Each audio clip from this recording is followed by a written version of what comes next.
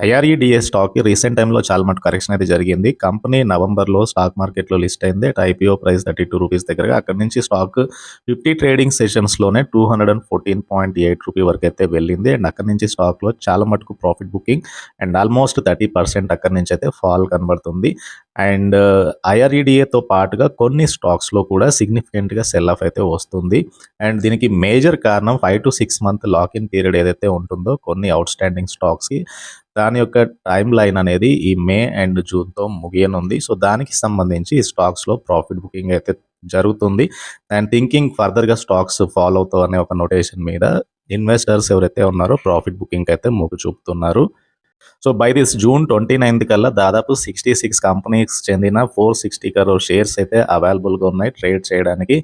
And ఈ shares అన్నీ కూడా lock in across the companies close అవ్వనున్నాయి ఈ జూన్ 29న.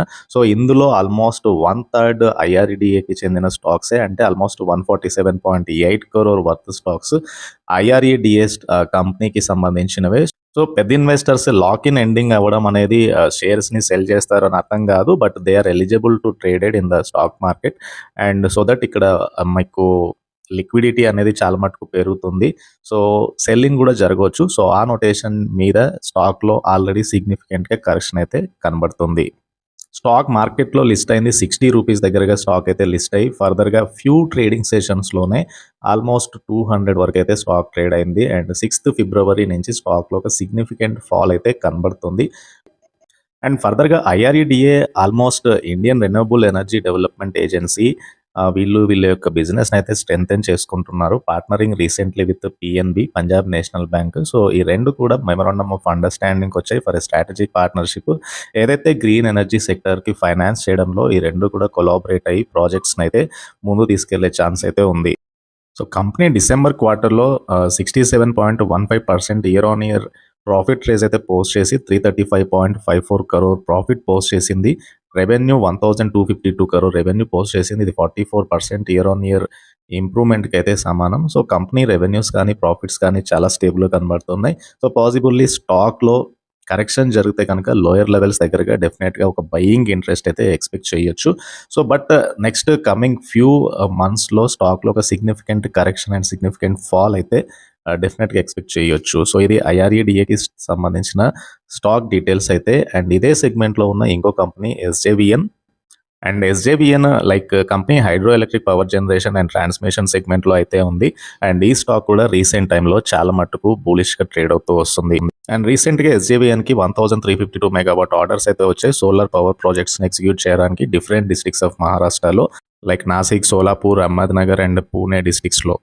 అండ్ ఎస్జేవిఎన్లో కూడా రీసెంట్గా రూ. 150 వరకు అయితే స్టాక్ వెళ్ళింది. అండ్ అక్కడ నుంచి మీకు ఒక సిగ్నిఫికెంట్ ఫాల్ కనపడింది 100 వరకు. అండ్ 108 నుంచి స్టాక్లో ఒక మళ్ళీ సిగ్నిఫికెంట్ అప్ ట్రెండ్ అయితే వచ్చింది. బట్ 100 పైన స్టాక్ సస్టైన్ అవ్వగలిగితే డెఫినెట్గా మళ్ళీ ఒక అప్ ట్రెండ్ అయితే ఎస్జీబీఎన్ నుంచి ఎక్స్పెక్ట్ చేయొచ్చు. అండ్ ఎస్జీబీఎన్లో రీసెంట్గా లైక్ డిసెంబర్ క్వార్టర్లో డిఏఎస్ కానీ ఎఫ్ఐఎస్ కానీ చాలా మటుకు వాటా అయితే పెంచుకున్నారు. సో ఫారిన్ ఇన్స్టిట్యూషనల్ ఇన్వెస్టర్స్కి 0.91% సెప్టెంబర్లో ఉన్న వాటా డిసెంబర్లో 1.68% పెరిగితే మ్యూచువల్ ఫండ్స్ సెప్టెంబర్లో 4.14% నుంచి డిసెంబర్లో 4.25%కి అయితే పెరిగింది. అండ్ ప్రమోటరే ఎక్కువ శాతం షేర్స్ను హోల్డ్ చేస్తున్నారు. 55% గవర్నమెంట్ ఆఫ్ ఇండియా హోల్డ్ చేస్తే ఎస్బీఐ స్మాల్ క్యాప్ ఫండ్ 1.6% షేర్స్ని అయితే కలిగి ఉన్నారు. అండ్ ఎస్జీబీఎన్లో రీసెంట్ ఫాల్ అనేది రీసెంట్ డిసెంబర్లో మీకు ఒక ఫాల్ కనిపించింది రెవెన్యూస్లో. 950 crore రెవెన్యూస్ సెప్టెంబర్లో పోస్ట్ అయితే 600 crore రెవెన్యూస్ వచ్చాయి డిసెంబర్లో. రెవెన్యూస్ తగ్గడము అండ్ నెట్ ప్రాఫిట్ 439 crore నుంచి 139 crore ఫాల్ అవ్వడం అనేది మేజర్గా స్టాక్లో కరెక్షన్కి అయితే కారణం. సో ఐఆర్ఈడిఏలో మీకు రెవెన్యూస్లో ఒక పెరుగుదల అయితే కనిపించింది. సెప్టెంబర్ టు డిసెంబర్ క్వార్టర్కి రెవెన్యూస్ పెరిగాయి. నెట్ ప్రాఫిట్లో చాలా మట్టుకు ఇంప్రూవ్మెంట్ అయితే కనబడింది. సో సిగ్నిఫికెంట్గా ప్రాఫిట్స్ పోస్ట్ చేసిన కంపెనీ. బట్ స్టిల్ స్టాక్ ప్రైస్లో మీకు ఒక సెల్ ఆఫ్ వచ్చింది అంటే ప్రాఫిట్ బుకింగ్ ఇక్కడ జరిగింది. అండ్ నేను అనుకుంటున్నాను పాసిబుల్లీ 140 నుంచి స్టాక్లో ఒక రీబౌండ్ అయితే రెజ్యూమ్ అయింది. ఒకవేళ ఇదే 140 లెవెల్ని ఇది పైన సస్టైన్ అవ్వగలిగితే కనుక స్టాక్లో ఫర్దర్గా అప్ ట్రెండ్ అయితే రావచ్చు. బట్ బిలో 140 స్టాక్ ఫాల్ అయితే కనుక సో డెఫినెట్గా ఐఆర్డిఏ నుంచి ఒక ఫాల్ అయితే ఎక్స్పెక్ట్ చేయొచ్చు. అండ్ కమింగ్ మంత్స్లో ఒకవేళ మా రిటైల్ పార్టిసిపేషన్ పెరిగే ఛాన్స్ ఉంది. And major sell off big investors నుంచి వస్తే కనుక ఈ స్టాక్లో మేజర్ సెల్ ఆఫ్ వస్తే 80-100 వరకు కూడా స్టాక్ ఫాల్ అయ్యే ఛాన్స్ ఉంది. లైక్ వన్స్ జొమాటో గానీ, పాలసీ బజార్ స్టాక్స్‌లో, నైకా స్టాక్స్‌లో ఎలాంటి సెల్ ఆఫ్ వచ్చిందో, so similar type of cell of ఎప్పుడైతే మీకు లాక్ ఇన్ ముగుస్తుందో వచ్చే ఛాన్స్ ఎక్కువగా ఉంటుంది. అండ్ ఆ తర్వాత మళ్ళీ బయింగ్ వస్తుంది. స్టాక్ ప్రైజెస్‌లో మళ్ళీ రిటైల్ పార్టిసిపేషన్ పెరుగుతుంది. ప్రైజెస్ పెరుగుతాయి.